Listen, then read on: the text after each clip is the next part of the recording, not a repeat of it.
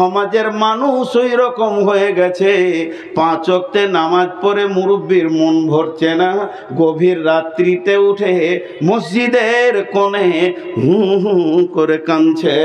যদি জিজ্ঞেস করা হয় হুজুর এত রাত্রে কান্না কেন, অঝোর নয়নে বলবে আল্লাহর জাহান্নামের ভয়ে কাঁদছি। যদি আমার মাবুদ জান্নাতের কোণে অধমকে একটু জায়গা দেয়। এর 5 ওয়াক্তে মন ভরছে না, সফলতা নেওয়ার জন্যে তাহাজ্জুদে উঠে কাঁদছে। আর একজন শুধু 5 ওয়াক্ত নামাজ পড়েও সেও চাইছে জান্নাতুল ফেরদাউসে থাকবো। এমন লোক আছে শুধু জুমার দিনে টিপ মারে, আবার জান্নাতুল ফেরদাউসের ছাদের ওপরে থাকতে চাইছে, দাবিতে 16 আনা। এরপরে এমন লোক আছে শুধু শ্বশুর মরলে জানাজাতে যাবে, জুমা যেও পাওয়া যাবে না, তারও দাবি 16 আনা। থাকতে না পেরে শুধু ঈদের নামাজ যে পড়ে সেও বলছে আমি সফলতায় আছি। এর ভিতরে 3 বোতল মেরে দিয়ে রাস্তায় হাঁটছে, সোজা করে হাঁটতে পারে না। ওকে যদি বলি তুই জাহান্নাম যাবি, চিল্লিয়ে উঠে বলবে জান্নাতটা কি তোর বাবার মারবো চোবাতে, আমিও জান্নাতে যাব। যাবে কে রে বাবা, সফলতা হবে কে রে বাবা? অতএব আমার রব বলছে হাইয়া আলাস সালাহ, আয় আয় আয় তোরা সফলতার চাবিলিপিতা আয় আয় আয় আয় আমার এই অফিসে আয়, হাইয়া আলাল ফালাহ, সফলতা নিয়ে তোরা ফিরে যা।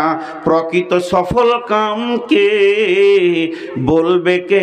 যিনি আমার রব তিনি বলবেন।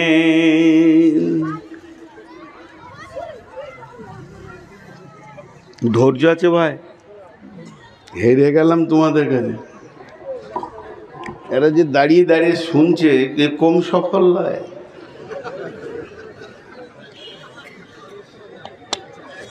এই মানুষগুলো ব্রেনে কি মেশিন আছে দেখার থাকলে দেখতাম। কোথা গাবে, ঘাড়ে চাপবে, এটা আলুর বস্তা পেয়েছেন, ওইদিকে ফাঁকা আছে চলে যান।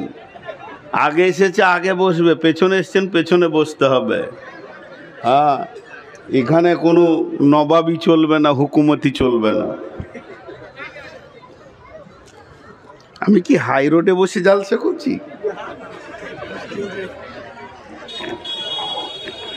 জি, এরপরে চলেন, আমি আল্লাহর কসমের কথাটা একটু পর বলবো।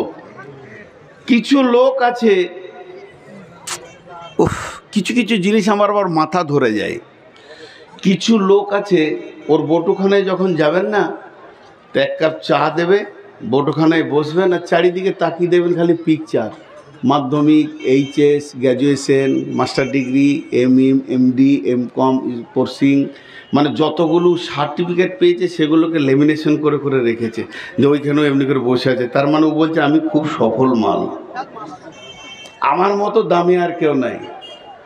জি ভাই, একে হচ্ছে কবলিয়া, আর এক হচ্ছে কাবেলিয়া, আর একটা হচ্ছে মশহুর আর মকবুল।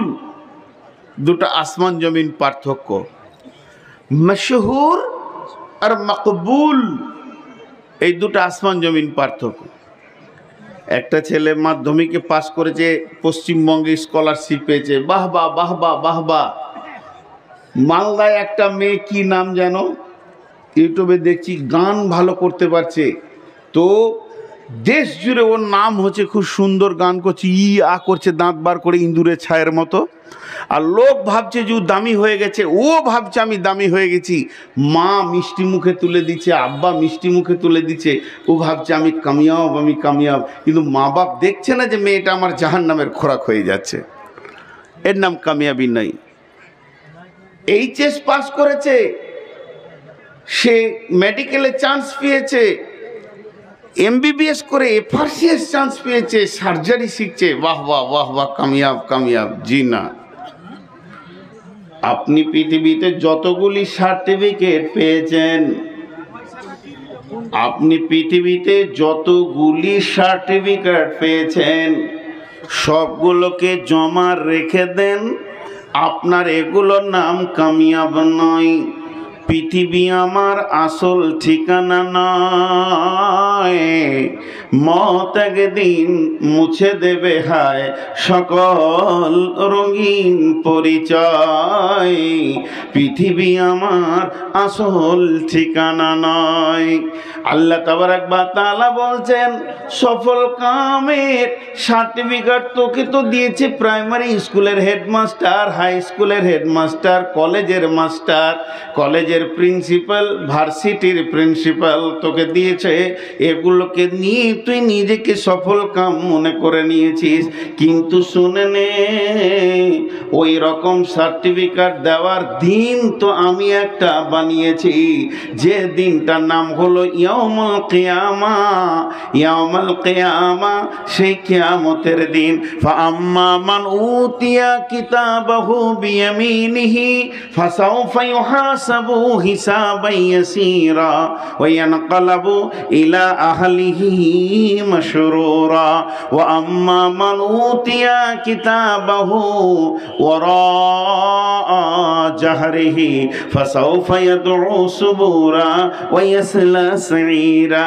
হে বিশ্ববাসী রে, তুমি যতগুলো ডিগ্রি হাসিল করবে করো না কেন, তুমি মুফতি হও, মাওলানা হও, মুহাদ্দিস হও, বক্তা হও, আন্তর্জাতিক মানব বক্তা হয়ে যাও, কিন্তু তোমার সফল কাম এর ভিতরে লুকানো নাই। সফল কাম তো তোমার ওই দিন হবে যেদিন তোমার আল্লাহ তোমাকে ডান হাতে সার্টিফিকেট দেবে, এবং তুমি সেই সার্টিফিকেট পেয়ে হাসতে হাসতে আত্মীয় স্বজনের ভিতরে ঘুরবে, আর তুমি বলবে আমি কামিয়াব, আমি কামিয়াব, আমি সফল কাম, আমি সফল কাম, আমি সফল কাম, আমি সফল কাম। এইটাই হলো আসল তোমার ঈদের দিন, আসল তোমার খুশির দিন। আর যেদিন তোমাকে বাম হাতে পেছনে সার্টিফিকেট দেওয়া হবে, সেদিন তোমাকে অপদস্থ করে বেজ্জতির হালাতে জাহান্নামের আগুনে ভরা হবে। এটা হলো তোমার অসফল, অসফল, অসফল। পৃথিবীতে টাকা হওয়া, পৃথিবীতে ইজ্জত হওয়া, পৃথিবীতে ডিগ্রি হওয়া, এগুলো সফলতা অসফলতার মানদণ্ড কায়েম করে না। একমাত্র সফলতা অসফলতা যার হাতে রয়েছেন তিনি হলেন আল্লাহ, তিনি যেদিন আপনাকে আমাকে সফলতার সার্টিফিকেট দেবে, ওটাই হলো আসল জীবন, আর ওটাই হলো আসল আনন্দ, আর ওটাই হলো আসল কামিয়াবি।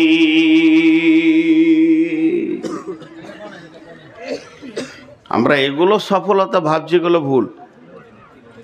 অনেকে টাকা হলেও নিজেকে সফল মনে করে, আমি সফলতা অর্জন করেছি। আমি আমার কথাটাই বলি।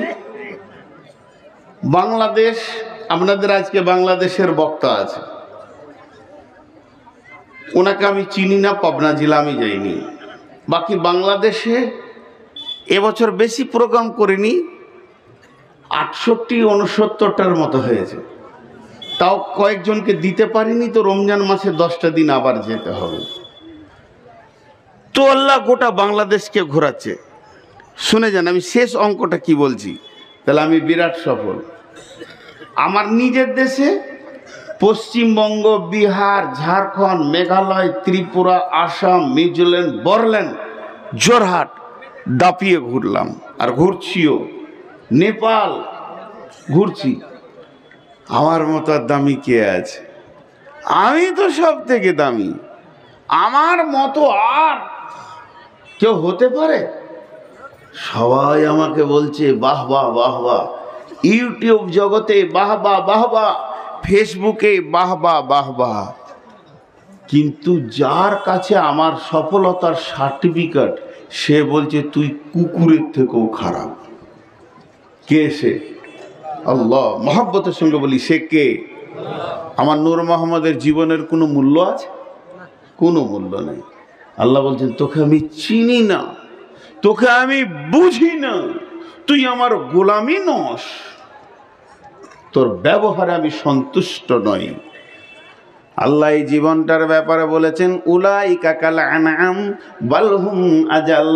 তুই চতুষ্পদ প্রাণীর থেকেও নিকৃষ্ট, শূকর কুত্তার থেকেও নিকৃষ্ট, তোর জীবনের কোনো মূল্য নাই রে নূর মোহাম্মদ। কিন্তু চুয়া পুকুরে এমন একটি লোক আছে এই এলাকায় এমন একটি লোক আছে, এই পৃথিবীতে এমনও লোক আছে তাকে সমাজের মানুষ চিনে না। গ্রামে যদি কোনো কাজ নিয়ে 10 জন বসে, ওর নামটা নিলে সবাই এক বাক্যে বলবে ওকে বাদ দে, ও কিছু বুঝে না, সাদাসিধে মানুষ, খায় আর ঘুরে বেড়ায়। গাঁওয়ালা চিনতে পারলো না, পাড়াওয়ালা বলে লোকটা অত বুদ্ধি শুদ্ধি নেই, সাদাসিধে মানুষ। এও পাড়াওয়ালা চিনতে পারলো না। এমন কি যদি ওর ছেলেকে বলেন, বাবা তোমার আব্বা আছে বাড়িতে? বলে হ্যাঁ আব্বা আছে। কিনা আপনি কি বলছেন বলেন? বলে আমার জমির পাশে তোমাদের যে ছোট্ট মতো 3 কাঠা জমিটা রয়েছে, ওটা ব্যাপারে একটু কথা বলতাম। ছেলে বলবে, চাচা আব্বা বুঝে না, ওর মাথা মোটা হুঁশ কম, আপনি আমার সঙ্গে কথা বলেন। তার মানে ছেলেও বাপকে ঠিক মতো চিনতে পারলো না। যার বিছানায় একসঙ্গে শুয়ে একই কম্বলে দাম্পত্য জীবন কাটালো, বিবিকে যদি বলা হয় আপনার ভাইয়া কোথায় আছে, বিবি বলবে সে তো সাদাসিধে মানুষ, খ্যাপা মানুষ, ভাই কোথায় থাকে কিছু খবর রাখি না। তার মানে তাকে বিবিও চিনল না, পৃথিবীর মানুষ চিনল না, গাঁওয়ালা চিনল না, বিবি চিনল না ছেলে, চিনল না পাড়া, চিনল না দেশ আর দশ, রাজনৈতিক লোকও তাকে ডাকে না, শুধু টিপ নিয়ে ছেড়ে দেয়।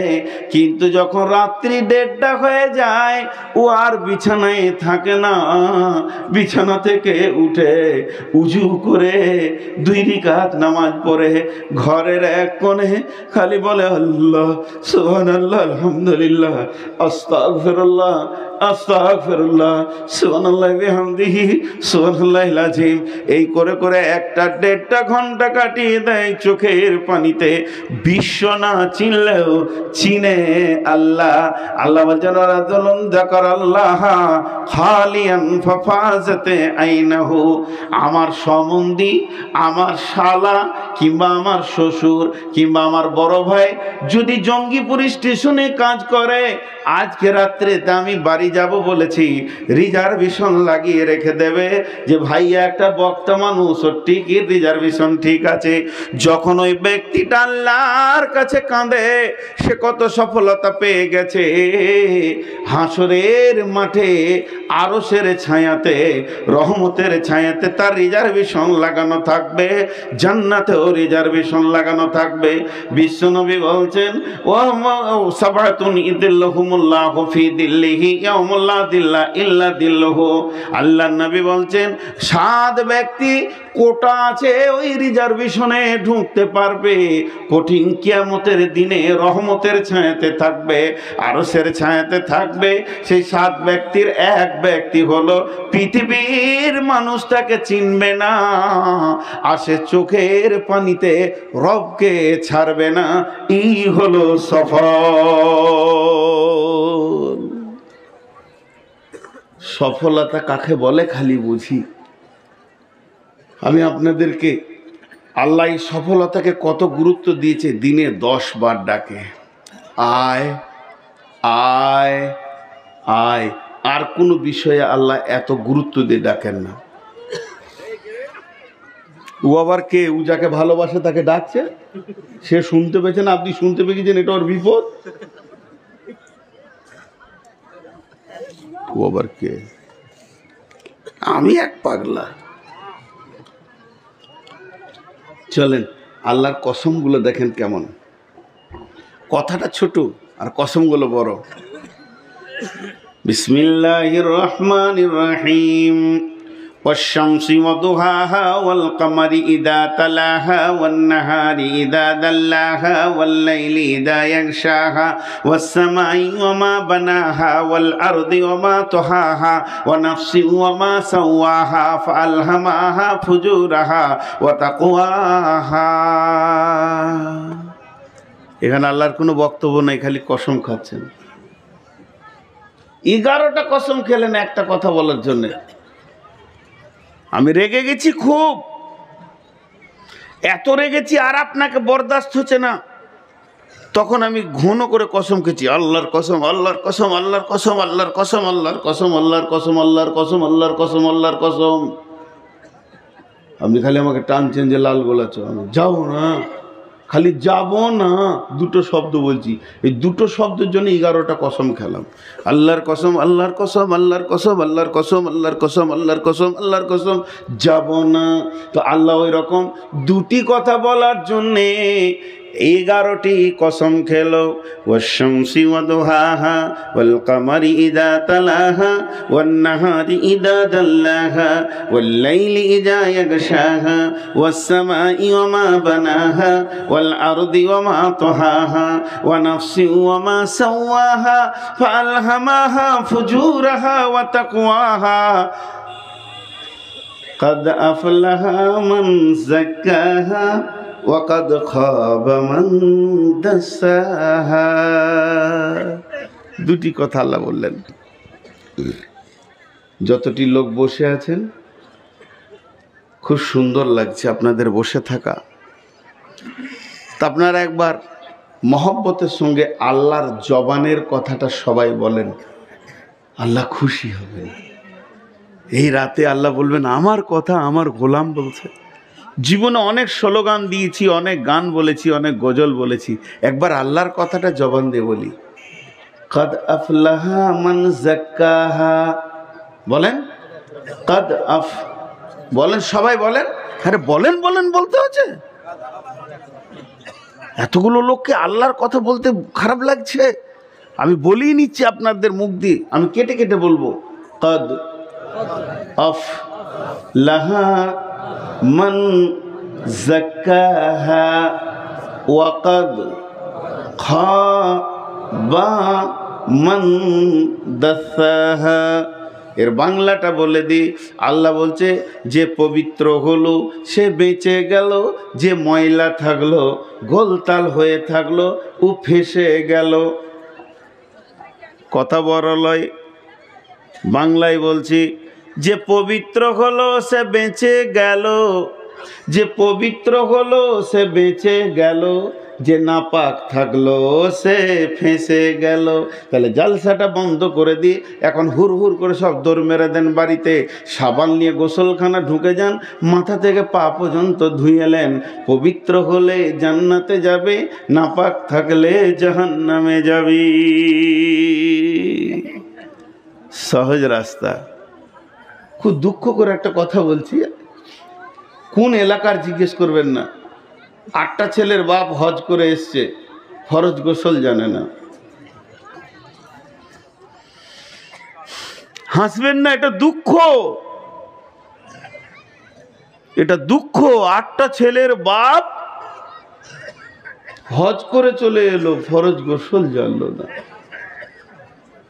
আম্মা জানাইছে বিশ্ব নবীর বিবি নবীজিকে বলছেন, ও দয়ার নবী গো, আমাকে পবিত্র হওয়াটা শিখিয়ে দেন, যে পবিত্রটা সব থেকে বড় পবিত্র, ওটা শিখিয়ে দেন।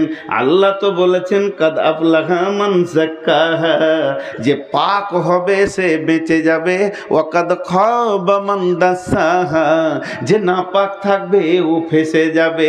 তো দয়ার নবী গো, যেটা সব থেকে বড় পাক ওইটা আমাকে শিখিয়ে দেন। জি দেখেন, আমরা কিছু কিছু ব্যাখ্যা ভুল বুঝি। পাক মানে গোসল করে নিলেই হবে না। এ দেখেন, এটা কি? সবাই বলেন এটা কি? কিসের ফ্যাক্টরি? কি মাল তৈরি হয়? পোঁটা পোঁটা, ঘাড় ঘাড় ঘাড় ঘাড়। উদাহরণগুলো মন দিয়ে শুনবেন, যুক্তিগুলো। তো আমার বাড়ি গেছেন, আপনাকে খাসির বিরিয়ানি দিয়েছি, সলাত আর দই আর রসগোল্লা প্লেটের পাশে দিয়েছি, কিন্তু এতটা পোঁটা দিয়েছি। কি হে বন্ধু, চলবে না থালা ছেড়ে উঠে যাবেন? থালা ছেড়ে উঠে যাবেন। কিন্তু আমার রব কত কারিশমাওয়ালা। যেদিকে বিরিয়ানি, মুরগি, দেশি বিদেশি, গরু, খাসি, আপেল, আঙ্গুর, চেরি, মৌসুমি, বেদানা, পৃথিবীর খাবারগুলো যে হলারে ঢুকছে তারই 1 ইঞ্চিও নয়, হাফ ইঞ্চি নয়, কোয়ার্টার ইঞ্চি ওপরে রেখে দিয়েছে পোঁটার ফ্যাক্টরি। পৃথিবীর কেউ আল্লাহকে দরখাস্ত দেয় না, মালটা পেছন দিকে করে দাও। কেন? আল্লাহ যা করে তার পেছনে যুক্তি আছে, সৌন্দর্য আছে, আর মানুষ যা করে তার পেছনে যুক্তি নাই, সৌন্দর্য নাই। আমার যে বোনগুলো এখানে আছে, আমার বেটিগুলো, আমারই বেটি, আমি নূর মোহাম্মদের বেটি এখানে আছে, যদি বিয়ের আগে বাচ্চা হয়ে যায় পৃথিবীর মানুষের কাছে সে কলঙ্কিত হয়ে যাবে, মান সম্মান থাকবে না। কিন্তু আমার আল্লাহ মারিয়ামকে বিয়ের আগে বাচ্চা দিল, তোর ইজ্জত বেড়ে গেল, বরং নবুয়তি টাইটেল পেয়ে গেল, মা বেটাতে কিতাব পেল। তার মানে আল্লাহ যা করে তা সাজে, বান্দা যা করে তা সাজে না। তো এটা এখানে কেন দিল? এর কারিশমাটা শুনেলেন। এটা হলো কাস্টম অফিস। কারণ এই দেহটা যদি না থাকে দেহটা অচল হয়ে যাবে, দেহটা অল্প দিনে ক্ষতি হয়ে মরে যাবে, এই দেহ আর বাঁচবে না। আমাদের দেশে প্রতিটি গেটে এয়ারপোর্টে কাস্টম বসিয়ে রেখেছে। বাংলাদেশি আসুক, সৌদি আসুক, পাকিস্তানি আসুক, সুদানি আসুক, আমেরিকান আসুক, তাকে চেক আপ করে দেশে ভরা হয়। কারণ যদি সে সন্ত্রাসী হয় দেশটাকে নষ্ট করে দেবে। তেমনি বন্ধুরে নাক হচ্ছে কাস্টম অফিস। আল্লাহর কেমন কারিশমা! আপনি দোকানে গেলেন, হে সেলিম একটা কেক দে রে ভাই, একটা কেক দে। সেলিম একটা কেক কেটে বের করে আপনার হাতে দিল, কেকটাকে আপনি ভাঙলেন, তখনও বুঝতে পারলেন না। এরপরে যখন আপনি হাঁ করবেন, দেখলেন আল্লাহর কারিশমা, আপনার এখানে চলছে ওপর দিকে আর নিচে দিকে, শ্বাস ঢুকছে বের হচ্ছে। কিন্তু যখন শ্বাস ওপর দিকেও যদি টানে, নিচে দিয়েও যদি ফেলে, আর মুখটা যখনই হাঁ করবেন, মেশিনটা এমন অটো কাট হয়ে আছে, মুখ হাঁ করলে শ্বাস অটোমেটিক ওপর দিকে যাবে। আর যখনই কেকটাকে দিয়ে হাঁ করে খেতে গেছেন, তো কেকের গন্ধটা পেয়ে গেছে কে? নাক। নাক বলছে পচে গেছে, এটা আর খাওয়া যাবে না। যদি পেটে ঢুকে যায় তাহলে দেহটা নষ্ট হয়ে যাবে। তা নাককে এমন একটা ক্ষমতা দিয়েছে সিবিআই এর মতো, যতগুলি মাল এই গেটে ঢুকবে, পচা ঢুকছে না খারাপ ঢুকছে না ভালো ঢুকছে, নাক সেই চেক আপটা করে যাবে। এটা হলো আল্লাহর সব থেকে বড় কারিশমা। পচা মাল ঢুকে গেলে দেহের ক্ষতি করে দেবে, তাই এটা হলো আল্লাহর কারিশমা। তো বিশ্ব নবীকে যখন আম্মাজান আয়েশা বললেন, ও দয়ার নবী গো, সব থেকে পবিত্র বড় পবিত্র কি? নবীজি বললেন, আয়েশা রে, পৃথিবীর ভিতরে যত নাপাক আছে সেগুলো হলো ছোট নাপাক, আর সব থেকে বড় নাপাক হলো হারাম খাওয়া। পেটের ভিতরে যেন হারাম না চলে যায়। গায়ে যদি পেচ্ছাপ লাগে, পায়খানা লেগে যায়, সাবান দিয়ে ধুলে পাক হয়ে যাবে। স্বামী স্ত্রী দৈহিক সম্পর্ক ঘটে গেছে, সাবান দেবেন, গোসল করে নেবেন, পাক হয়ে যাবেন। আর কিছু হয়েছে, মেয়েদের মেন্স হয়েছে, গোসল করে নেবেন, পাক হয়ে যাবেন। আর যুবক যুবতীদের নাইট ফলস হয়েছে, গোসল করে নেবেন, পাক হয়ে যাবেন। পাকের অনেক সুরাত রয়েছে, সেই ভিত্তিতে পাক হয়ে যাবেন। কিন্তু কেউ যদি এক তিল পরিমাণ হারাম পেটে ভরে নেয়, ওই হারাম থেকে রক্ত হবে, রক্ত থেকে মাংস হবে, চর্বি হবে। এটা পৃথিবীর কোনো পানিতে জমজমেও যদি সাবান দিয়ে গোসল করেন, এটা পাক হওয়া সম্ভব নয়। দয়ার নবী বলছেন, সোনার ভিতরে যদি খাদ ঢুকে যায়, সেটাকে যেমন জমজমের পানি দিয়ে বের করা যাবে না, ওটা বের করার একটাই রাস্তা হচ্ছে আগুনে পুড়িয়ে এসিডে ভরে ওকে বের করতে হবে। হারাম খোররা যদিও জান্নাতি হয়, ওর ওই মাংসর মাসুলটাকে জাহান্নামে পুড়িয়ে বের করে খাদ বের করবে, এর আগে সে পাক হতে পারবে না। তাই আল্লাহ তাবারাক ওয়া তাআলা বলছেন, কাদ আফলাহা মান যাক্কাহা, বেঁচে যাবে ওই যে যে পাক আছে, ওয়াকাদ খাবা মান দাসাহা, ফেঁসে যাবে ওই যে না পাক রয়েছে।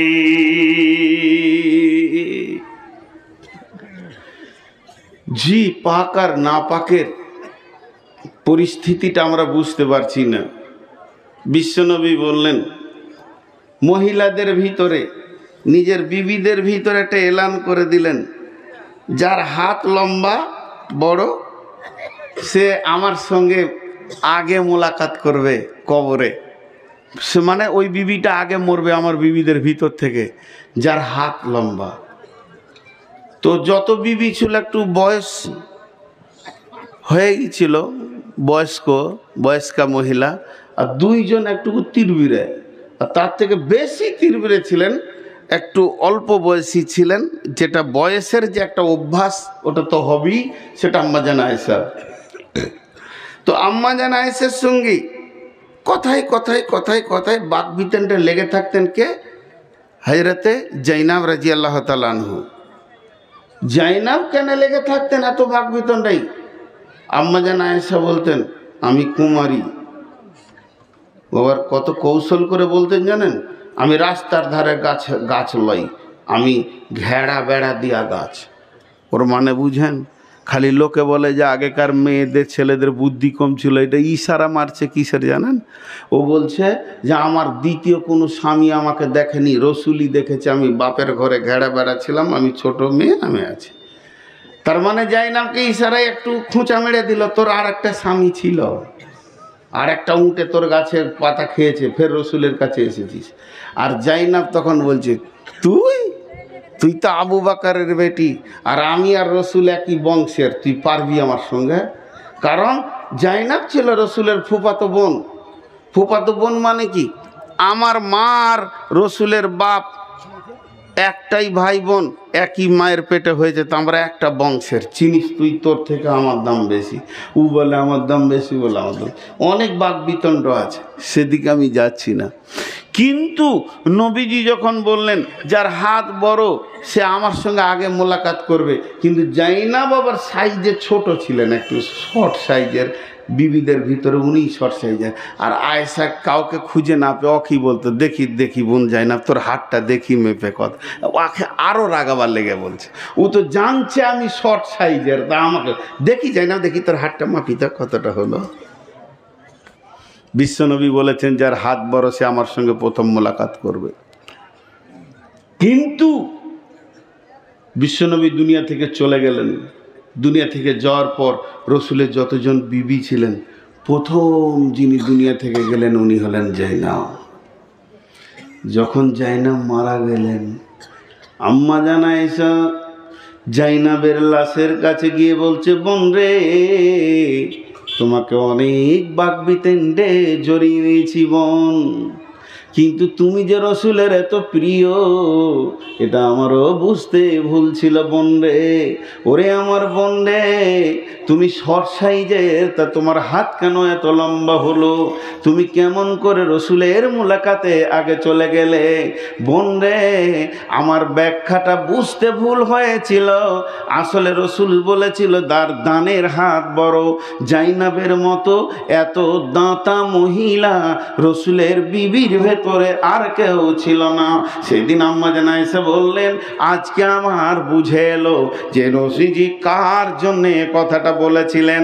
অতএব বন্ধুরে, আমার আল্লাহ 11টি কসম খেয়ে বলছেন যে পাক হবে সে বেঁচে যাবে, আর যে না পাক হবে সে ফেঁসে যাবে। এখন যদি আপনি ব্যাখ্যাটা মনে করেলেন যে আমি পাক থাকবো, পেচ্ছাপ করে পানি নেব, পায়খানা করে পানি নেব, গোসল ঠিক মতো করব, ফরজ গোসলকে গোসলের মতো করে করব, মাথা থেকে পা পর্যন্ত প্রতিদিন সাবান মাখবো, ব্যাখ্যাটা আপনি ভুল বুঝেছেন। কাদ আফলাহা মান যাক্কাহা ওয়া কাদ খাবা মান দাসাহা। এর আসল ব্যাখ্যাটা কি? হযরত আলী হিজরতের তাফসীর করছেন। হযরত আলী, হিজরত কাকে বলে? প্রবাস হওয়া। পৃথিবীতে 3টে আমল আছে আপনাকে মাসুম শিশু বানিয়ে দেবে। মাঝে একবার জিজ্ঞেস করি দুটা কথা। আপনাদের বিরক্ত লাগছে নাকি? ও টাকা গুনতে গুনতে বলছে না। আচ্ছা দেন, ওই হিসাবই গোলমাল, এধারও হিসাব গোলমাল, ওধারও হিসাব গোলমাল। হ্যাঁ,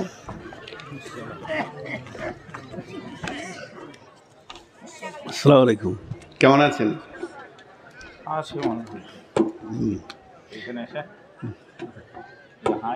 তো হিসাবে প্রবাস হযরতে আমর বিন আসকে রাসূলুল্লাহ সাল্লাল্লাহু আলাইহি ওয়াসাল্লাম তিনটি কথা বলেছিলেন। আমর বিন আস, তিনটি এমন আমল আছে মানুষের গুনাহকে ধুয়ে মুছে সাফ করে দেয়, তিনটি আমলে। সে আমল তিনটি কি? হজ্জে মাবরুর, যে হজ কবুল হয়। আর 2 নম্বর কি?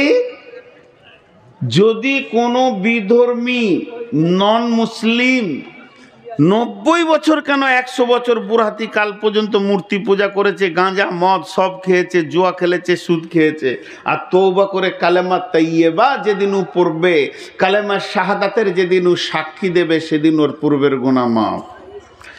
2টা হলো। আর 3 নম্বর, মানুষ প্রবাস হয় অনেকগুলো কারণ নিয়ে। ছেলেটার বাড়ি চুয়াপুকুর, চাকরি পেয়েছে চেন্নাইয়ে, চলে গেল ওখানে বেচে কোনে বড় ধরনের চাকরি। ছেলেটার বাড়ি লালগোলা, ব্যবসা বাণিজ্য করতে গেছে বর্ধমান, চলে গেল ওখানে বাণিজ্য মিল টিল করে মেনু বড় বড় ইন্ডাস্ট্রিজ কাজ টাজ করে নিয়েছে, আর এখানে এলো না, ওখানেই চলে গেল। এগুলো নয়, বিজনেসের জন্য নয়, ব্যবসার জন্য নয়, বিয়ের জন্য নয়, কোনো নারীর প্রেমে পড়ে নয়, একমাত্র ঈমান বাঁচানোর জন্যে, আল্লাহকে রাজি রাখার উদ্দেশ্যে মানুষ যখন বাড়িঘর ত্যাগ করে, বিক্রি করে, সমস্ত রেসিডেন্সিয়াল চেঞ্জ করে হিজরত করে দেয়, এক দেশ থেকে আর এক দেশে যাই, তখন তার গুনাহ আল্লাহ মাফ করে দেন। 3টে। তো হযরত আলী বলছেন, হিজরত কাকে বলে জানো? একটা হলো ছোট হিজরত, একটা হলো বড় হিজরত। তলোয়ার নিয়ে, ঢাল নিয়ে, এখনকার যুগে AK-60-40 নিয়ে, রাইফেল রিভলভার নিয়ে ময়দানে নামার নাম হলো ছোট জিহাদ। আর বড় জিহাদ কোনটা? যে নিজের নাফসের ওপরে ছুরি চালাতে পারবে, কোরআন হাদিসের ওপরে নিজেকে দাঁড় করিয়ে রাখবে, এটা হলো বড় জিহাদ।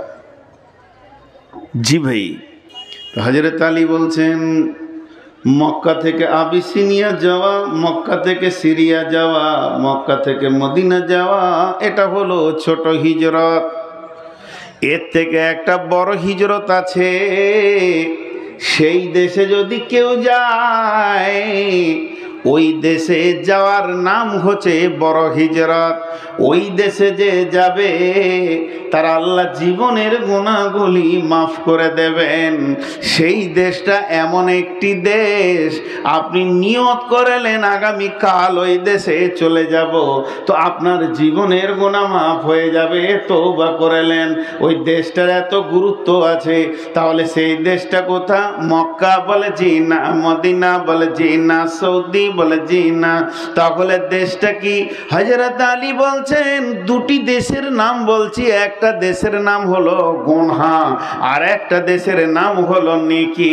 তুমি আজকে তওবা করে গুনার দেশ থেকে সবকিছু বিক্রি করে দাও, সুদের লাইনটা বন্ধ করে দাও, জুয়ার লাইনটা বন্ধ করে দাও, মদের লাইনটা বন্ধ করে দাও, ব্যভিচারের লাইনটা বন্ধ করে দাও, রান্ডি বেসার লাইনটা বন্ধ করে দাও, বেপরদা লাইনটা বন্ধ করে দাও, তোমার গোপনে ঘুষ খাওয়া আছে এটা বন্ধ করে দাও, দাড়ি মারা বন্ধ করে দাও, মিথ্যা কথা বন্ধ করে দাও, মুনাফিকি বন্ধ করে দাও, দাড়ি কাটা বন্ধ করে দাও। এক কথার গুনহার দেশ থেকে বের হয়ে কেউ যদি নেকির দেশে ঢুকে যায়, এটাই হলো বড় সফর। তা আমার আল্লাহ বলছেন, কাদ আফলাহা মান যাক্কাহা ওয়া কাদ ওয়াকাদ খাবা মান দাসাহা। হে আমার গোলাম, তোমাদেরকে সাবান নিতে হবে না, পানি নিতে হবে না, গরম পানিতে নাইতে হবে না, তোমাদেরকে গোসল করতে হবে না, তারপরও তোমরা পবিত্র হয়ে যাবে। কেন কেন? আজকে রাত্রিতে তোমরা এই চুয়াপুকুর মাদ্রাসা জামিয়ার মানে উন্নতি কল্পে যে সভাতে তোমরা এসেছো, এই উদ্যোগ কেন্দ্রিক সভাতে তোমরা এক্ষুনি রাতে বসে তওবা করে নাও। নেকির যতগুলো গেট আছে খুলে দেব, আর গুনহার যতগুলো গেট আছে তালা মেরে দিব, কাঁটা মেরে দিব, সেটাকে সিল করে দিব। আমি আর জীবনে গুনহার দিকে পা দিব না, আর নেকিকে আমি ছাড়ব না। যদি তুমি এই প্রতিজ্ঞা করো, আমার আল্লাহ বলছেন কাদ আফলাহা মান যাক্কাহা, তুমি বেঁচে গেলে, বেঁচে গেলে, বেঁচে গেলে, নিজেকে পাক করে নিলে, পাক করে নিলে। ওয়াকাদ খাবা মান দাসাহা, এটাও করব, ওটাও করব, নোংরামি করব, নামাজও পড়ব, তুমি ফেঁসে গেলে, ফেঁসে গেলে, ফেঁসে গেলে।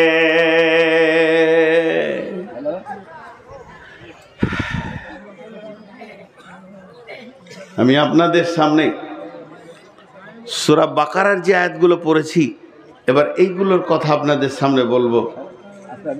প্রকৃত কে কামিয়াব, কে সফল কাম, এখান থেকে আপনি বুঝতে পারবেন, আমি বুঝতে পারবো। বিসমিল্লাহির রহমানির রহিম। আলিফ লাম মিম। যালিকাল কিতাবু লা রাইবা ফীহি হুদাল লিল মুত্তাকিন আল্লাযীনা ইউমিনুনা বিল গায়বি ওয়া ইউকিমুনাস সালাতা ওয়া মিম্মা রাযাকনাহুম ينفقون والذين يؤمنون بما أنزل إليك وما أنزل من قبلك وبالآخرة هم يوقنون أولئك على هدى من ربهم وأولئك هم المفلحون। আল্লাহ বলেন এরা সফল কাম, যাদের 8টা গুণ থাকবে। দেখেন কত সুন্দর কথা আল্লাহ বলছেন। আপনি বলেন, আমি বলি, সভাপতি বলুক, আর কেউ বলুক, কিন্তু আল্লাহ বলছে এরাই সফল কাম, যার ভিতরে 8টা গুণ থাকবে। এই গুণগুলো আমি আপনাদেরকে গুনিয়ে দিচ্ছি, মহব্বতের সঙ্গে শুনবেন। 8খানা গুণ আমাদের ভিতরে আসলে আমরা সফল কাম হয়ে যাব। আল্লাহ বলছেন। এত উঠতে লাগলো কেন? এরপরও তো 2টো বক্তা রেখেছেন। হ্যাঁ, দল দল উঠছে তো। আপনাদের বিরক্ত লাগছে নাকি বিষয়টা? আজকে খুব গুরুত্বপূর্ণ বিষয় বলছি না ভাই? তো আসলে ওদের উঠা অভ্যাস নাকি, বা অনেকক্ষণ বসেছে, সেই সন্ধ্যা থেকে বসে আছে। মানুষ তো, অন্য তো ফেরেশতা নয়, প্রয়োজন থাকতে পারে। আচ্ছা যান, 4টি হলো বাপ আপনার, বুঝলেন? আমি গুনে রাখছি কাস্টমের মতন। তা এত ভিতরে কে ঢুকতে বলছে? মাথায় টুপি পূজা পড়ে চাচা এসেছে, কিন্তু মন বসছে না, মন খুব চঞ্চল। আল্লাহ তাবারক ওয়া তাআলা কি বলছেন? আলিফ লাম মিম, এগুলোকে হরফে মুকাত্তাআত বলা হয়। মহাসত্যের ভিতরে মহাগোপন, এগুলো সংশয় দিয়েছেন আমার রব। এই ইলমেগুলো আমার রব তার ক্ষমতার অধীনে রেখেছেন। পৃথিবীর কেউ আলিফ লাম মিমের মানে বলতে আজ পর্যন্ত পারেনি, কিয়ামত পর্যন্ত পারবে না। আল্লাহ কোরআনে বলে দিয়েছেন, অমা উতিতুম মিনাল ইলমি ইল্লা কালিল, আমার ইলমের ভিতর থেকে তোমাদেরকে অল্প কিছু দিয়েছি, বাকি সব আমার গোপনোত্তর ভাণ্ডারে ভরা আছে। সবগুলো যদি আল্লাহ দিতেন আমরা মানুষ এত লোড নিতে পারতাম না। এর জন্য কোরআন বারবার বলেছেন, লা নুকাল্লিফু নাফসান ইল্লা উসআহা, তোমাদের ওপরে ভারী হয়ে যাক এমন মাল আমি তোমাদেরকে চাপাইনি আর চাপাবো না। এত বড় জুলুম আমি আল্লাহ করিনি আর করব না। অতএব আলিফ লাম মিম এর মানে একমাত্র আল্লাহ ছাড়া অন্য কেউ জানে না। তবে এগুলো পড়লে নেকি আছে। আলিফ একটা হরফ, লাম একটা হরফ, মিম একটা হরফ, তিনটে হরফে 30টা নেকি আছে। 1 নম্বর আল্লাহ বলছেন, যালিকাল কিতাবু লা রাইবা ফীহি, এই কিতাবটার মধ্যে কোনো সন্দেহ নাই। এই কিতাবটা সন্দেহ আছে? জোরে বলেন, সন্দেহ আছে? কিতাবটার মধ্যে কোনো ভুল পাওয়া গেছে? একটা মহিলা পেয়েছে ভুল, ওর আবার প্যারালাইসিস হয়েছে। হ্যাঁ, বাংলাদেশ বাড়ি, ময়মনসিংহ জেলা বাড়ি। ওই জেলাতেই ভালো ভালো লেখক লেখিকা আছে, কিন্তু 2-3টে নাস্তিকও আছে। তো ভুল পেয়েছে একজন, ওর নাম কি? বাস, যতজন নাম নিয়েছেন গোসল করে ঘর ঢুকবেন, সব নাপাক হয়ে গেল আর কি। ওর নামটাও এত খারাপ, জেলিবে তার উজু ভেঙে যাবে। এ খাবিসকে এত আমাকে ঘৃণা লাগে। জি, তো ও কোরআনে ভুল খুঁজেছে, আস্তাগফিরুল্লাহ। ও অনেক নোংরা নোংরা কথা লিখেছে, মেয়েটা নোংরা, তো ওই জন্য নোংরা নোংরা কথা লিখেছে। এর জন্য আর কিছু গোপন নয়। ও অনেক খুব নেকেট, এত নেকেট লিখেছে যে আপনি আপনার স্ত্রীর সঙ্গে আলোচনা করতে পারবেন না। তার মধ্যে কিছু আছে, পাশ্চাত্যকে গ্রহণ করো। আমেরিকা ইংল্যান্ডে যেমন চলছে দাম্পত্য জীবনে, স্ত্রী স্বামীকে বলছে বাই বাই, আসি, 3 দিন বেড়াতে চললাম বয়ফ্রেন্ড নিয়ে, গার্লফ্রেন্ড। এখন বয়ফ্রেন্ড গার্লফ্রেন্ড শুনছি 5 বছর থেকে, এর আগে এসব ছিলই না। তো এই ফ্রেন্ড নিয়ে ঘুরতে চলছি, তুমি থাকো, ও বলছে বাই বাই, তুমি থাকো, চলছে। ও ভাবছে ওই রকম ভারত বাংলাদেশ হয়ে যাক। হ্যাঁ, কম্পেয়ার সংসার চলবে। স্বামী স্ত্রী দুজনাই একটা সংসারে দাম্পত্য জীবনে সমান অধিকার আর সমান অবস্থায় চলবে, তবেই তো সেটা ঠিক হবে। একদিন স্বামীটা রান্না করবে, একদিন বিবিটা রান্না করবে, একদিন স্বামী বাজারে যাবে, একদিন বিবি বাজারে যাবে। ওর মাথায় এসেছে। তাই যদি হয় তো বিবির পেটে একটা বাচ্চা হলো, স্বামীর পেটে একটা হবে। হ্যাঁ, কি আজীব ব্যাপার, কোনোদিন চলে না। আরও কিছু কথা বলেছে আর কি। আর একটা আছে নাস্তিক, ওর নাম ইউনুস। ওর নাম নিলে আবার উঁচু ভেঙে যাবে। ও এক নাস্তিক, সুদের ব্যাপারে খুব সার্চিং করেছে, খালি সুদখোর বানাইছে লোককে। এ আবার অনেক কথা বলেছেন, তার ভিতরেও বলেছে একটা যে কোরআন অন্যায় করেছে, নাউজুবিল্লাহ। পৈতৃক সম্পত্তিতে, মা বাপের সম্পত্তিতে ছেলে পাবে ডবল, মেয়ে পাবে সিঙ্গেল, এটা ভুল। এগুলো যাক, আমি ওগুলো আর তর্কে দিয়ে সময় কাটাতে চাইছি না। মেন বক্তব্যে ফিরে আসার জন্য এতটুকুই বলছি, যালিকাল কিতাবু লা রাইবা ফীহি, এই কিতাবটার মধ্যে কোনো সন্দেহ নাই। কিতাবের মধ্যে যদি সন্দেহ থাকে, আল্লাহ বলছেন ওয়া ইন কুনতুম ফী রাইবিম মিম্মা নাযালনা আলা আবদিনা ফাতু বিসূরাতিম মিন মিসলিহি ওয়াদউ শুহাদাআকুম মিন দুনিল্লাহি ইন কুনতুম সাদিকিন। হে বিশ্ববাসী, তোমরা যদি বলো আমার কিতাবের ভিতরে ভুল আছে বা এমন এ কিতাব বানাতে পারবে, তাহলে তোমরা তোমাদের বন্ধু বান্ধব নিয়ে, বিশ্ববিজ্ঞানীদেরকে নিয়ে তোমরা বসে যাও, আমার কিতাবের মতো একটা কিতাব বানাও। ফাইন লাম তাফআলু ওয়া লান তাফআলু তাফআলু, কোনোদিন পারোনি আর কোনোদিন তোমরা পারবে না। শুনে নাও, এই কিতাবের মধ্যে কোনো ভুল নাই। দেখেন, বিশ্বনবী লিখতে পড়তে জানতেন? লিখতে পড়তে জানতেন? এতগুলো লোক মুখ খুলে না, তিনজন খুলছে। বিশ্বনবী লিখতে পড়তে জানতেন? هو الذي بعث في الأميين رسولا منهم يتلو عليهم آياته ويزكيهم ويعلمهم الكتاب والحكمة وإن كانوا من قبل لفي ضلال مبين। তিনি যে লিখতে পড়তে জানতেন না, তার যতগুলি কারণ আছে, দুইটা দুর্বল, দুইটা সবল। আর যে দুটা সবল তার মধ্যে একটা হলো আরো সবল, সেটা আমি বলছি। বিশ্বনবী লিখতে পড়তে জানতেন না, আল্লাহ তেনাকে অক্ষর দেননি, অক্ষর তিনি চিনেন না, এবং লিখতেও তিনি পারতেন না। তার একটাই কারণ যে পৃথিবীতে কোরআনটা মহাসত্যের প্রমাণ থাকবে।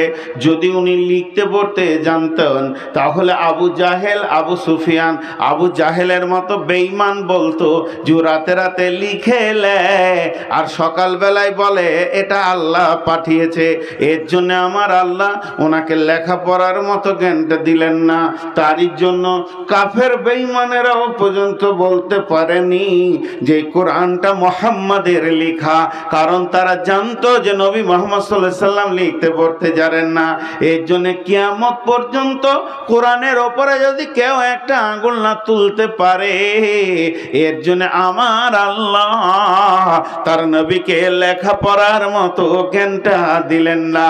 এর জন্য আবু জাহেলের মতো বেঈমানকেও বলতে হয়েছে যে এটা আল্লাহর পাঠানো বাণী, কিন্তু মেনে নিতে পারেনি হিংসার কারণে। তাই আমার আল্লাহ বলতেন যালিকাল কিতাবু লা রাইবা ফীহি, এই কিতাবের মধ্যে কোনো সন্দেহ নাই। কিতাবটা কি করবে? কিতাবটা কি করবে? কিতাবটা এসেছে কখন, কেন এসেছে, ওর কাজ কি? কোরআন নিজে বলছেন বিসমিল্লাহির রহমানির রহিম, শাহরু রমজান আল্লাযী উনজিলা ফীহিল কুরআনু হুদাল লিন্নাসি, রমজান মাসে এই কোরআন নাজিল হয়েছে মানুষের পথ দেখানোর জন্যে।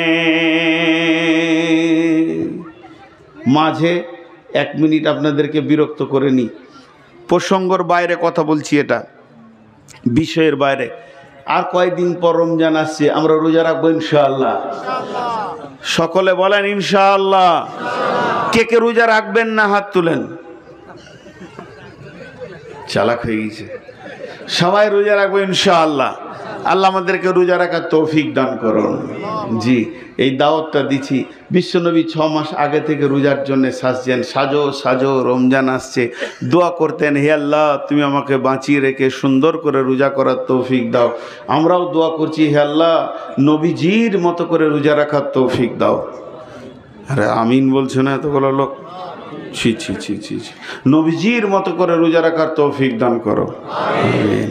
হ্যাঁ, আর একটা দাওয়াত দিচ্ছি, যাদের টাকা পয়সা হয়ে গেছে হজ করেন, হজ করেন, উমরা করেন, উমরা করেন। হজ করেছেন, উমরাতে বরকত আছে, অভাব দূর হয়, উমরাতে ফজিলত আছে।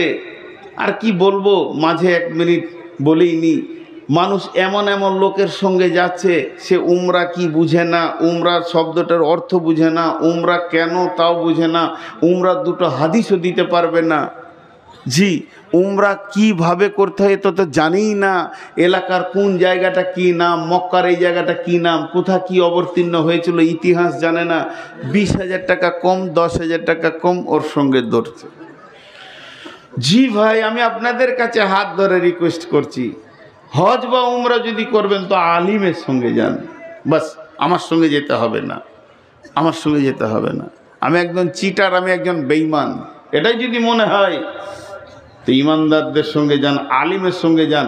মক্কা মদিনাতে গোটা কোরআনটা জন্ম নিয়েছে, সব সূরাগুলো মক্কা, মাক্কি না হলে মাদানি। একটা জাহেল আপনাকে কি দিবে, একটা দালাল আপনাকে কি দেবে?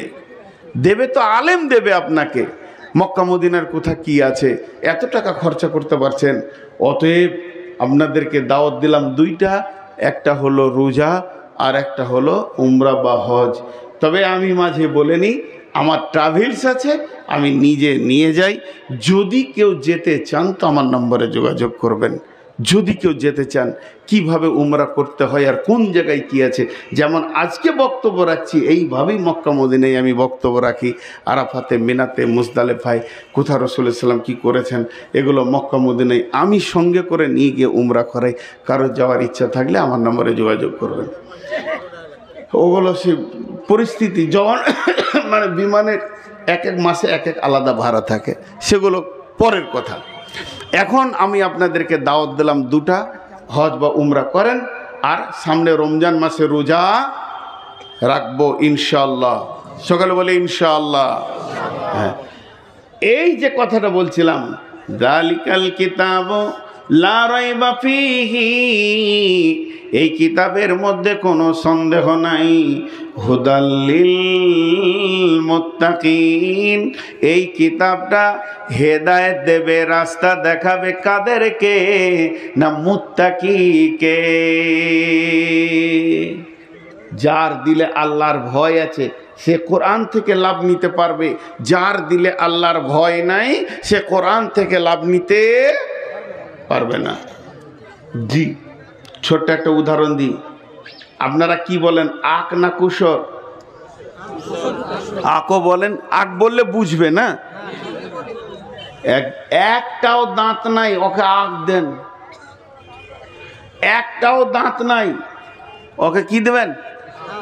আক। লাভ করতে পারবে ও? যারা বলে লাভ করতে পারবে? আর দাঁত আছে, ওর চুষে হাড় বের করে নেবে, ওর রস কেটে বের করে নেবে।